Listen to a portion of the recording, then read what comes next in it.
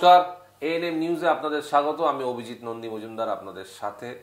ANM এর আড্ডায় এক অন্য ভিন্ন পরিস্থিতি নিয়ে এসেছি, ভিন্ন ব্যাপারে আমরা আলোচনা করব। দাঁত নিয়ে, অত্যন্ত গুরুত্বপূর্ণ একটি জিনিস আমাদের দাঁত, এবং এই দাঁত নিয়ে বিভিন্ন প্রকারের অনেক প্রশ্ন বিভিন্ন সময় আমাদের মাথায় আসে, আমাদের মনে আসে, চিন্তা হয়। সেই চিন্তা দূর করবেন আমাদের সাথে আছেন প্রফেসর ডক্টর অমল ঘোষ, প্রখ্যাত ডেন্টিস্ট। এর বেশি ওনার পরিচয় দেওয়ার প্রয়োজন মনে হয় না, কারণ আমরা অনেক শুনেছি ওনার নাম। নমস্কার ডাক্তারবাবু, এএনএম নিউজে আপনাকে স্বাগত। নমস্কার। আমাদের জন্য সময় দেওয়ার জন্য আপনাকে অসংখ্য ধন্যবাদ। ডাক্তারবাবু, প্রথম যে প্রশ্নটা আসে যে দাঁতের যখন সমস্যা হয়, দাঁতের সমস্যা তো ছোট বড় সবারই হয়, যখন সমস্যা হয় তখন প্রথম ক্ষেত্রে কি করণীয়, কি করা উচিত? একটা ছোট্ট কোনো যদি মনে হয় একটু কনকন করছে, ব্যথা করছে, তখন নিজেরা চিকিৎসা করা উচিত না ডেন্টিস্টের কাছে যাওয়া উচিত, এবং কি করা উচিত? আমার মনে হয় প্রথমেই কোনো ডেন্টিস্টের কাছে যাওয়া উচিত এবং দেখানো উচিত। কেননা আমাদের কথাই আছে যে যত আর্লি স্টেজে ডায়াগনোসিস হবে তত প্রপার ট্রিটমেন্ট হবে। যদি আর্লি স্টেজে ডায়াগনোসিস হয়ে যায় তো অনেক সময় কিছু না করেও আমরা করে যায়, পেশেন্টকে একটু গাইডেন্স দিয়ে দিলাম যে আপনি এইভাবে ব্রাশ করুন। নিচের দাঁতের ব্রাশিং টেকনিক নিচের থেকে উপরে একটা জায়গায় ঢুকিয়ে স্লাইড মুভমেন্ট করে নিচের থেকে উপরে নিচের পাটিতে, নিচের থেকে উপরে, ভিতরেও তাই, এদিকেও তাই, সামনেও তাই, নিচের থেকে উপরে, উপরের পাটিতেও উপর থেকে নিচে, ভিতরেও তাই, উপর থেকে নিচে, সামনেও উপর থেকে নিচে, এইটাই টেকনিক। অ্যাক্রস নয়, আড়াআড়ি নয়। এইভাবে ফ্লসিং করুন, এইভাবে অন্য কিছু মেনটেন করুন, তাহলে আপনার কিছুই করতে হলো না। এইবার হলো যে এই স্টেজ থেকে ছোট্ট একটা মাইনর কেরিজ আছে, তো মাইনর কেরিজ হলে তাকে আমরা তার ফিলিং করে দিলাম। ফিলিং করে দিলে পিটস অ্যান্ড ফিশার ফিলিংস আছে, তাতে ভালো ভালো এখন মেটেরিয়ালস এসে গেছে, অনেক অ্যাডহেসিভ মেটেরিয়ালস এসে গেছে, তাতে এত ভালো ভালো ফিলিং হয় যে ওটা 3 বছর তো যাই, 5 বছর, 7 বছর, 10 বছরও যায় অনেক সময়। তো সে থেকে গেলে কোনো প্রবলেম নেই। এবার ধরুন আর একটু পরে এলেন, আর একটু ডিপ হয়েছে, তো ডিপ হয়ে গেলে তখনও আমরা ওটাকে ফিলিং করতে পারি।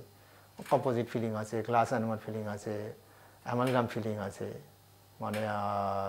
আর একটু ডিপ হয়ে গেল তখন একটা লাইনিং দিয়ে সাধারণত আমরা অ্যামালগাম ফিলিং করি। এতে কি খেতে কোনো অসুবিধা না? একটা পেশেন্ট যদি ঠিকমতো প্রপারলি ফিলিং হয়, খাসির হাড় চিবিয়ে খেতে পারবে, not more than 15 KG, 15 KG অবধি খাসির হাড় চিবিয়ে খাবে, কোনো কিছু অসুবিধা হবে না। এবার এই ট্রিটমেন্ট আছে। এবার ধরুন আরও একটু ডিপ, এইটা হলো মাঝখানে যদি ক্যাভিটি হয়। এবার ধরুন সাইডে ক্যাভিটি, এবার সাইডে ক্যাভিটি হলে তারও নানান রকম এখন আমাদের ফিলিং মেটেরিয়ালস এসে গেছে, কম্পোজিট এসছে, অ্যামালগাম এসছে, এখন একটা গোল্ড একটা ইনলে বলা হয়, সেটা করা হয়। গোল্ড ইনলে আমারই নিজেরই গোল্ড ইনলে একটা অনেকগুলো পেশেন্টের করা আছে, মোর দ্যান 30 ইয়ার্স তারা যাচ্ছে সেগুলো। তো এই ফিলিংগুলো হলে কতদিন তারা দাঁত বিনা অসুবিধার মধ্যে খাওয়া দাওয়া বা স্বাভাবিক জীবনযাপন করতে পারে? সেই দাঁতটায় অন্তত যদি প্রপার ফিলিং করা হয় তাহলে সিলভার ফিলিং আমার নিজেরই 30 বছর 35 বছর এরকম রয়েছে। আমি আমার স্যার যার কাছে, আমরা প্রফেসর বিবি দত্ত যার কাছে আমি পড়াশোনা করেছিলাম, যার আন্ডারে আমি মাস্টার ডিগ্রি করেছি, উনি বলেছেন স্যার আমার আমি 40 বছরও দেখেছি ফিলিং গেছে। তো এইটা খুবই ভালো করা যায়। গোল্ড করতে পারলে আরও ভালো, গোল্ড ইনলে এসে গেছে। সব জায়গায় যে দাঁত তুলতে হবে এমন কোনো কথা নেই। মোর অর লেস এখন বলা যায় যে এক্সট্রাকশন অলমোস্ট এখন আর হয়ই না বললে চলে, যেখানে খুবই এখানে একটা প্রশ্ন আসছে যে আমরা ছোটবেলা যারা ছোট যারা প্রথম বাচ্চারা বড় হচ্ছে, তাদেরকে দাঁতের যে সুস্থ রাখার জন্য কতক্ষণ ব্রাশ করা উচিত, দিনে কতবার ব্রাশ করা উচিত? দেখুন, প্রত্যেককেই অ্যাটলিস্ট দিনে 2 বার করে ব্রাশ করা উচিত। কারো যাদের কেরিজের টেন্ডেন্সি আছে তাদের 3 বারও করলে বেটার হয়। তো বাচ্চাদের খেলে এখন দাঁত উঠে গেলে করতে হবে। প্রথম মা দরকার হয়েছে তুলো দিয়ে করবে, ওখানে ব্রাশ দিয়ে করা যায় না, তুলো দিয়ে আস্তে আস্তে পরিষ্কার করে। সবাই দেখেন বাড়িতে যাদের বাচ্চা আছে ওরা জানেন বেশিরভাগই, আমার পেশেন্ট যাদের তারা দেখি সবাই জানে এটা মোটামুটি। তো পরিষ্কার করলেন, তারপরে ব্রাশ ধরালেন। বাচ্চাদের জন্য খুব মানে নরম ব্রাশ, ছোট ছোট ব্রাশ পাওয়া যায়, এইবার দিয়ে সেটাতে ব্রাশ করালে প্রপার 2বার ব্রাশ মাস্ট। তার ভিতরে রাত্রে শোয়ার আগে করতেই হবে। অন্যটা প্রেফারেবলি সকালে ব্রেকফাস্টের পরে। কিন্তু ধরুন আমাদের কি হয়, সকালবেলা ব্রাশ না করলে নিজের মনটা মানে ভালো লাগে না, সেই জন্যে সকালে উঠেই আমরা ব্রাশ করি। কিন্তু রাতে শোয়ার আগে ব্রাশ করতেই হবে। মানে আপনি যেখানে থাকুন, যেখানে থাকুন, যাই কিছু করুন, মানে রাতে শোয়ার আগে। আমি পার্সোনালি যেমন ট্রেনে গেলেও আমি রাতে ব্রাশ না করলে আমার ঘুমই আসে না। তো এই যে ব্রাশ, একটা ব্রাশের সেশন মানে সাধারণ মানুষের কতক্ষণ হওয়া উচিত? এটা হলো মানে আমি একটা মানে এটা আমার পার্সোনাল থিওরি, মানে মানে নট রিটেন ইন এ বুক, কিন্তু আমার মনে হয় যত কম বয়স, ধরুন একটা বাচ্চা 10 বছর 12 বছর 2-3 মিনিট করলে হবে। এবার 30 থেকে 40 বছর এটা 3 থেকে 4 মিনিট করতে হবে। 40-50 এরকম। আমি যখন আমার এখন বয়স 60+, তো আমি অ্যারাউন্ড 6 to 7 মিনিটস ব্রাশ না করলে না অল দ্য নুকস অ্যান্ড কর্নার্সে পৌঁছায় না। এটা আমাদের অল নুকস অ্যান্ড কর্নার্সে পৌঁছাতে হবে ব্রাশকে। কেন ওখানে ব্রাশের মানে প্রথম যেটা হয় আমাদের প্লাগটা তৈরি হয়, প্লাগ থেকেই আস্তে আস্তে কেরিজ তৈরি হয়। তো এই প্লাগটা যদি রিমুভ না করা হয় তাহলে ওই জন্যে আমাদের অসুবিধা হবে। শরীর একটু ভালো প্রপার ব্রাশিং করলে মানে 60 বছর বয়সে গেলে 6-7 মিনিট তো করাই উচিত। এখানে কি পেস্টের কোনো প্রেফারেন্স আছে? অনেকে বলে ফ্লোরাইড পেস্ট, অনেকে বলে অন্য রকম পেস্ট, নর্মাল পেস্ট। পেস্ট যেটা ইউজ করা হয় তার কি কোনো ডাক্তারি বা সায়েন্টিফিক কোনো আছে? পেস্ট আমার পার্সোনাল মত হলো পেস্টের রোল খুবই লিমিটেড। যদি আপনি বলেন যে আমি 100তে কী করতে পারি, তো পেস্টের নট মোর দ্যান 10%। মানে ব্রাশ ইজ দ্য মেন। আপনি ব্রাশ যেটা দিয়ে করুন, কোনো কোম্পানির কোনো দরকার নেই। মানে সেখানে ব্রাশটা একটা ভালো কোম্পানির ব্রাশ ইউজ করবেন। প্রেফারেবলি আমি আমার পেশেন্টকে সাধারণত সফট ব্রাশ ইউজ করতে বলি। কারোর ক্ষেত্রে মিডিয়ামও করা যায়। কোনো কোনো কোনো ডিজিজড গাম হলে আমরা আল্ট্রা সফট করতে বলি। কিন্তু ইউজুয়ালি সফট ব্রাশ করুন। 1.5 থেকে 2 মাসের বেশি কোনো মতেই একটা ব্রাশ ইউজ করবেন না। ব্রাশটাকে আপনি রিপ্লেস করুন। ব্রাশটা যেটা আপনার ভালো লাগে, যে কোম্পানির ভালো লাগে, এটার মেইন প্রবলেম মানে ব্রাশের মানে এখানে একটা খুব বড় কথা বললেন যে 1.5 থেকে 2 মাস ব্রাশ ইউজ করা উচিত, সফট অথবা আলট্রা সফট ব্রাশ ইউজ করা উচিত, কিংবা কেউ মিডিয়ামও করা যায়, কিন্তু বেশিরভাগই সফট। এবং ব্রাশের যে 1.5 মাস অবধি ব্রাশ ইউজ করা উচিত, এইটা সবথেকে গুরুত্বপূর্ণ। ডেফিনেটলি, কারণ আপনি দুবার করে পেস্টটা অতটা গুরুত্বপূর্ণ। পেস্ট বললাম না, নট মোর দ্যান 10%। মানে আমার পার্সোনাল মত হলে এটা নিয়ে অনেক আছে, মানে অনেকে ঠিক নেই অত, কিন্তু নট মোর দ্যান 10%। মানে brush is the main, paste is not at all. সকাল এবং বিকেল এই দুবার ব্রাশ করা হয়। বিকাল না, রাতে শোয়ার আগে নিয়মিত রাতের খাবারের পরে করতেই হবে। তো সেটা করার তাতে সুস্থ দাঁত রাখার জন্য। এবার দাঁতের অসুখের ব্যাপারে আসি। ফিলিং এর পরে যে রুট ক্যানেলিং করতে হয়, এই রুট ক্যানেলিংটা কতখানি কষ্টদায়ক এবং রুট ক্যানেলিংটা করতে গেলে অনেকে একটু দ্বিধাগ্রস্ত হয়ে পড়েন। অনেকে ভাবেন দাঁত থেকে মাথার যন্ত্রণা করবে, অন্য কোনো রোগ এসে যাবে, ভয়ঙ্কর কিছু হয়ে যাবে। এই ব্যাপারে যদি ডাক্তারবাবু একটু কিছু বলেন। দেখুন, রুট ক্যানাল আমার কথা হলো যে prevention is better than cure. আমি রুট ক্যানালে যাবো কেন? আমি যদি আগের থেকে এটা মেনটেন করি, কেরিজই হলো না। আচ্ছা, কেরিজ হলো হালকা, ফিলিং করে নিলাম। আমি তো বললাম ফিলিং করলে 30-40 বছর যেতে পারে। ফিলিং করলাম। এবার রুট ক্যানাল তাদেরই লাগে যারা নেগলেক্ট করে। এবার যদি নেগলেক্ট না করলে তাদের রুট ক্যানাল স্টেজে আসবেই না। এবার আসুন, আমার হয়ে গেছে, আমি যে করেই হোক cavity deep into the pulp চলে গেছে, তখন আমাকে আপনার ইলাস্ট্রেশন দিয়ে, হ্যাঁ, এই আমার কাছে দাঁত, এর উপরের লেয়ারটা সাদা সাদা হলো এনামেল। এটার প্রুফ দিয়ে দেখিয়ে দিচ্ছে একটা, মানে কলম। এইটা এনামেল, এটা ডেন্টিন, এটা পাল্প। ক্যাভিটি এনামেল থাকলে রুট ক্যানাল লাগে না, ফিলিংয়ে হয়ে যাবে। ডেন্টিনের আপার লেয়ারে থাকলেও সাধারণত ফিলিংয়ে হয়ে যায়, কিন্তু ডেন্টিনের ডিপ লেয়ার অথবা পাল্পে পচে গেল, তখন আমাদের রুট ক্যানাল করতে হবে।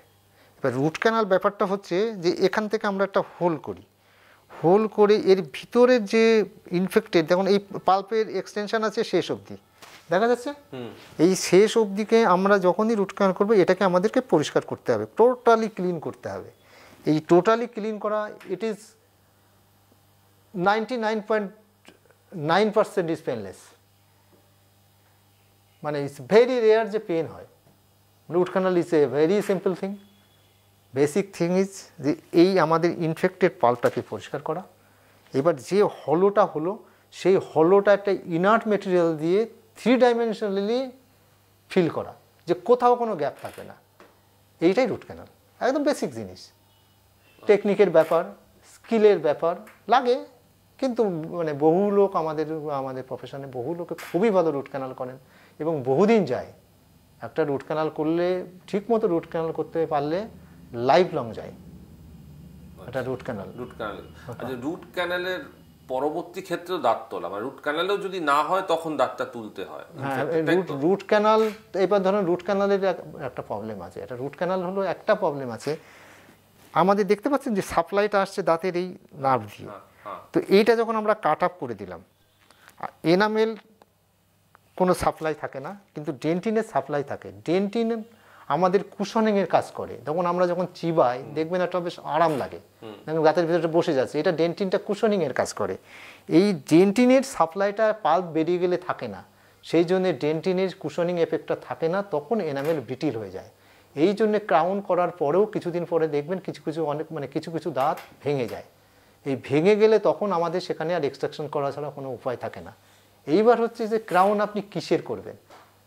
ক্রাউন যদি দেখুন, ক্রাউনের মেটেরিয়ালসের বেস্ট হলো গোল্ড, এর উপরে কিছু নেই। গোল্ড যদি প্রপারলি রুট ক্যানাল করা দাঁতে গোল্ড করা যেতে পারে, তো ইউজুয়ালি মানে আমার নিজের অভিজ্ঞতায় বলছি, এটা 25-30 বছরও আমার কোনো পেশেন্টের গেছে, মানে তাদের এখনও চলছে। তো করতে পারলে, এবার আদার মেটেরিয়ালস এসে গেছে এখন করে দিয়ে, PFM এসে গেছে, ঝাড়কনিয়া এসে গেছে, আদার মেটেরিয়ালস এসে গেছে, তো অনেক দিনই যায়, এটা নিয়ে কোনো করা নয়। কিন্তু কিছু কিছু ক্ষেত্রে এই দাঁতটা অনেক সময় ক্র্যাক হয়, তখন আমাদের তুলে দিয়ে ওখানে অন্য ইমপ্লান্ট এসে গেছে, অনেকে আমরা FPD বলে, মানে ওটাকে বাংলায় ব্রিজ বলা হয়, সেটাকে করা হয়। এইভাবে আমাদের মেনটেন করা হয়। দাঁতু একটা সর্বজন্য বিদিত একটা আছে যে দাঁত তুলতে গেলে ভীষণ কষ্ট হয়, খুব হয়, এইটা কি সত্যি? দাঁত তোলা টোটালি পেনলেস। দেখুন, প্রেশার, একটা দাঁত একটাকে বের করে আনবো, সেটাকে তো একটু প্রেশার দিতে হবে, কিন্তু এটা ম্যান টু ম্যান ভ্যারি করে। কিন্তু ব্যাপারটা দেখুন, একটা লোককে দেখুন ছোট্ট করে ছুঁলেন, কিছু মানে সে লাফ দিয়ে উঠলো, আর এটা দেখুন কেটে গেল, সে দেখবেন ঘুরে বেড়াচ্ছে, কিছুই হয়নি। তো এটা ম্যান টু ম্যান ভ্যারি করে, তবে মাই ওপিনিয়ন যে এটা ইজ টোটালি পেনলেস। আর দাঁতের অনেকে গজদন্ত মতো একটা এক্সট্রা দাঁত বেরিয়ে থাকে বিভিন্ন সময় বিভিন্ন জায়গায়, যেটা নিয়ে অনেক সময় আমরা দেখেছি বিবাহযোগ্য বা অনেক ক্ষেত্রে অসুবিধার সম্মুখীন হতে হয় বলে একটা আমাদের সামনে ফিডব্যাক আসে, যে এরকম একটা অসুবিধা হয়, তাই জন্য দাঁত তুলতে হয়। তো এই ব্যাপারগুলোকে তখন ওই দাঁতগুলোকে তুলে নেওয়া হয় বা ওই এক্সট্রা দাঁত? এইটা ব্যাপারটা দেখুন, এটা যারা অর্থোডন্টিস্ট আছেন, আমি নিজে অর্থোডন্টিস্ট নই, তো যারা অর্থোডন্টিস্ট আছেন তারা এগুলোকে এখন খুব ভালো ম্যানেজ করছেন, এবং মানে যার এই প্রবলেমগুলো আছে তারা অর্থোডন্টিস্টের কাছে যদি যান খুব ভালো রেজাল্ট পাবেন, খুবই ভালো আসছে। টেকনোলজি কি অনেক ডেভেলপ করে, যারা অর্থোডন্টিস্ট মানে যারা এর উপরে স্পেশালিস্ট হলো সেই দিকটা গেলে। হ্যাঁ, তো এই ফিলিং এবং ছাড়া দাঁতের কি অন্য কোনো সমস্যার ব্যাপারে মানুষ অবগত থাকতে পারে? মানে দাঁতের দেখুন, মেইন ব্যাপারটা হচ্ছে দাঁতের নানান রকম প্রবলেম আছে। এবার মানে প্রথম যেটা হলো, দাঁতকে ধরা হয় যে আমার পেন হচ্ছে, তো সেইটাতে মানে সেটার জন্য রুট ক্যানাল আছে। এবার দাঁতটা তুলে ফেলে দিলে ওখানে লাগানোর জন্য এখন ইমপ্লান্ট এসে গেছে, আদার ট্রিটমেন্ট এসে গেছে, সেটাও ম্যানেজ হচ্ছে। দাঁত একা থাকলে অর্থোডন্টিস্ট এসে গেছেন, দাঁত করে মানে কোথাও দাঁত লাগাতে গেলে প্রস্থোডন্টিস্ট আছেন, তো সবাই এসে গেছেন এখন, সব বিষয়েই মানে অভিজ্ঞ এবং পোস্ট গ্রাজুয়েট সবাই এসছেন, নানান রকম জায়গায় এসছেন, খুবই বিশেষজ্ঞ লোকজন সবাই সব দিকেই আছেন। তো এখন দাঁতের চিকিৎসাটা ঠিক এখন অত প্রবলেম নয় এখন, মানে আজ থেকে 30 বছর আগে যেটা ছিল সেটা এখন নয়। শেষ পর্যন্ত জিজ্ঞেস করবো, দাঁতটাকে স্পার্কেল করা মানে খুব চকচকে দেখানোর একটা প্রবণতা ইদানিং দেখা গেছে, অনেকেই আমাদের কাছেও বলেছেন বা দেখা, সেইটা কেন এবং সেটা কি করা কি ঠিক এবং কিভাবে করা যায়? দেখুন, আপনার নিজের যা দাঁতের যে এনামেলটা রয়েছে সেই স্পার্কেলটা ফেরত আনুন। সেই স্পার্কেলটা আপনি কি করতে পারেন, আপনি সিগারেট খেলেন না, অ্যালকোহল খেলেন না, আদার যেখানে স্টেন পড়তে পারে ঠিক মতো প্রপারলি আপনি ব্রাশ করুন, তাহলে দেখুন ন্যাচারাল যে স্পার্কেল, এনামেলের যে স্পার্কেল, সেই স্পার্কেলের কাছে কেউ নেই, কোনো কিছুই আনতে পারবেন না। এইবার তারপরে কারোর স্টেন ধরে গেছে, সেই স্টেনগুলো পরিষ্কার করার মানে ব্যবস্থা এসে গেছে, আদার্স ব্যবস্থা এসে গেছে। তো এরপরে অনেক রকম ট্রিটমেন্ট এসে গেছে, এটা নেই যে তা নয়, করার জন্য এসে গেছে। তো কেউ তো এখন দাঁতে ডায়মন্ডও লাগাচ্ছেন।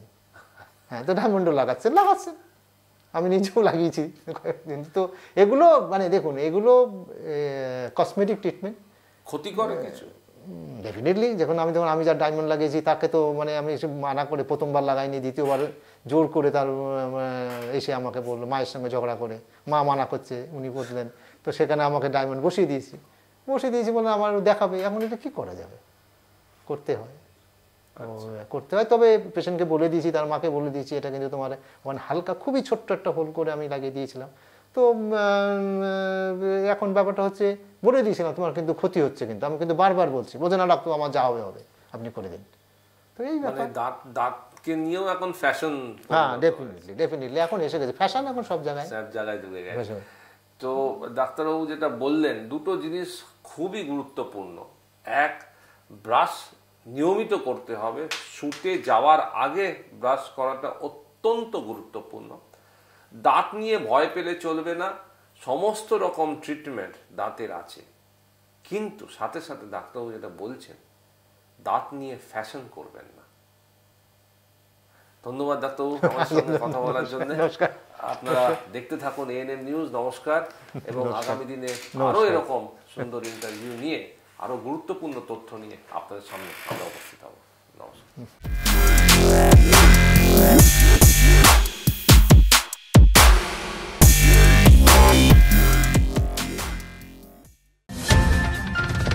और खबरों के लिए सब्सक्राइब कीजिए ANM न्यूज़, बेल आइकन दबाकर रहिए सबसे आगे।